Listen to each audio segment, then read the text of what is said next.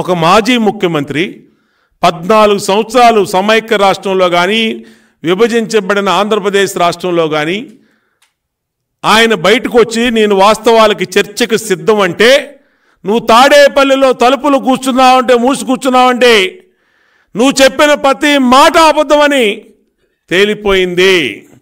మేము వేసిన బుక్కు 85% హామీలు ఎగ్గొట్టినటువంటి జగన్మోహన్ రెడ్డి మీద వేసిన పుస్తకమే దీనికి సాక్ష్యం అని చెప్పి ఈ సందర్భంగా తెలియజేస్తా ఉన్నా.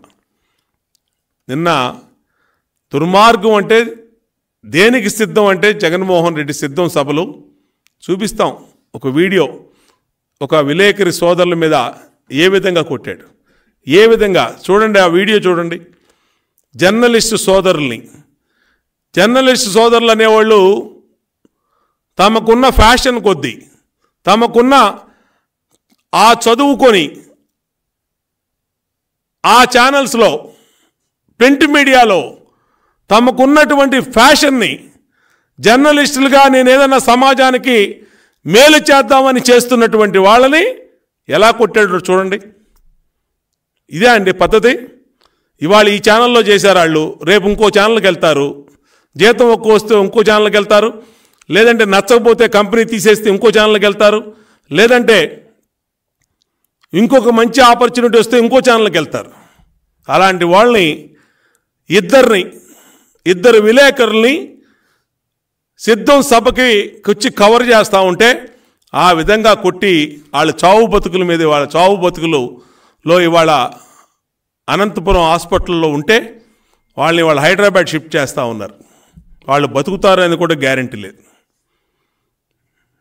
అంటే ఇది ఆలోచన చేయాలి. దీనికి ఆ సిద్ధం నువ్వు నీ సిద్ధం బొక్కలో సిద్ధం సక్సెస్ అయ్యిందని నువ్వు అనుకుంటే నువ్వు విలేకరులకు ఎందుకు తెడిచావు జగన్మోహన్ రెడ్డి చెప్పు. నువ్వు నేను ఒకటే స్ట్రైట్ క్వశ్చన్, నీ సిద్ధం సభ నీ సాక్షి టీవీలో జూమ్ పెట్టి 10 సార్లు లాగి ఉన్న 10 మందిని లక్షల మందిని చూపించినట్టుగా చూపించి మరి నువ్వు నిజమైతే నువ్వు ఆ విలేకరుల మీద ఎందుకు దాడి చేసావు? ఏముందని వాళ్ళు కొట్టారు? చావు బతుకుల మీద వాళ్ళ విలేకరులు ఎందుకున్నారు? ఇవాళ ప్రెస్ కౌన్సిల్ ఆఫ్ ఇండియా కూడా ఆలోచన చేయాలి. ఏంటిది? అధికారం ఉంటే నీ తప్పులను చూపిస్తే నువ్వు ఎవరి మీద దాడులు చేస్తావా? జీవోలు తెస్తావా? యాజమాన్యం మీద కేసులు పెడతావా? యాజమాన్యాన్ని వేధిస్తావా? వాళ్ళకున్న వ్యాపారాలను వేధిస్తావా? అంటే నీకులాగా అందరూ కూడా దౌర్భాగ్యమైన పరిస్థితుల్లో ఉన్నారని, వ్యాపారాలు చేయడానికి ఉన్నారని భావిస్తావా? నీ ఇష్టం వచ్చినట్టు వాళ్ళ మీద చేస్తావా? గతంలో తునిలో సత్యనారాయణ అనే విలేకరి, ఆంధ్రజ్యోతి విలేకరిని చంపేశారండి వీళ్ళు. ఈ దుర్మార్గులు ఆంధ్రజ్యోతి విలేకరిని తునిలో వాళ్ళకి వ్యతిరేకంగా వాస్తవాలు రాస్తున్నాడని అతన్ని హత్య చేశారు.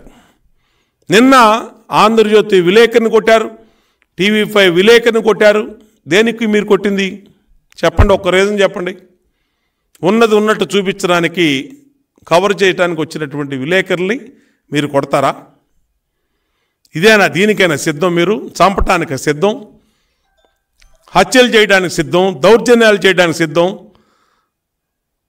ప్రజల ఆస్తులు కొట్టేయడానికి సిద్ధం. నిన్న సిద్ధం సభకి మొత్తం ఆంధ్రప్రదేశ్లో ఉన్న వ్యవస్థను మొత్తం వాడేశారు. సిస్టంలో ఉన్నటువంటి బస్సులు, ఆర్టీసీ బస్సులు, ప్రయాణికులు ఏమంటున్నారో ఆ వీడియో ప్లే చేయమ్మా. ఏమంటున్నారు జనరల్గా వచ్చే ప్రయాణికులు? ఊరికి బయలుదేరమని ఈరోజు బెంగళూరులో 8 గంటలకు బయలుదేరితే ఇప్పటికీ టైం 3:30 అవుతుంది. నేను ఇప్పటికీ ఇంకా పావుగూడ బస్టాండ్లో ఉన్నా. బయలుదేరిన వెంటనే మా ఊరికి డైరెక్ట్ బస్సులు లేవు.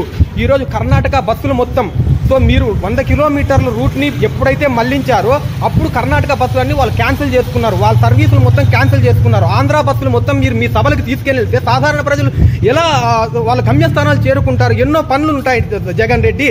సో మీలాగా మాకు మీరు పేదలకు పెత్తందారులకు మధ్య యుద్ధం అంటారు. ఓకే జగన్మోహన్ రెడ్డి గారు, మీరు 6 కిలోమీటర్లకు హెలికాప్టర్లో వెళ్తారు జగన్ రెడ్డి, మేము పేదలము. సామాన్యులు, మాకు బస్సులే ఆధారము. సో ఈ రోజు మీరు బస్సులు మొత్తం మీరు మీ సభలకి తీసుకెళ్తే మేము ఎలా వెళ్తాం ఇళ్ళకి? ఈ రోజు ఈ విధంగా కామన్ మ్యాన్స్ పబ్లిక్ మాట్లాడుతూ ఉంటే సిగ్గు లేదా జగన్ రెడ్డి? నీకు కనీసం ఇంగిత జ్ఞానం లేదా? ఒక ముఖ్యమంత్రి అయి ఉండి ప్రజలకి పబ్లిక్ ట్రాన్స్పోర్ట్, నీకంటే 6 కిలోమీటర్లకు హెలికాప్టర్ వెళ్తావు, 20 కిలోమీటర్లు హెలికాప్టర్ వెళ్తావు, ఇంట్లోంచి అమరావతికి వెళ్ళడానికి కూడా హెలికాప్టర్ వాడేవాడు నువ్వు. మామూలు వాళ్ళు ఎక్కడికి వెళ్తారు?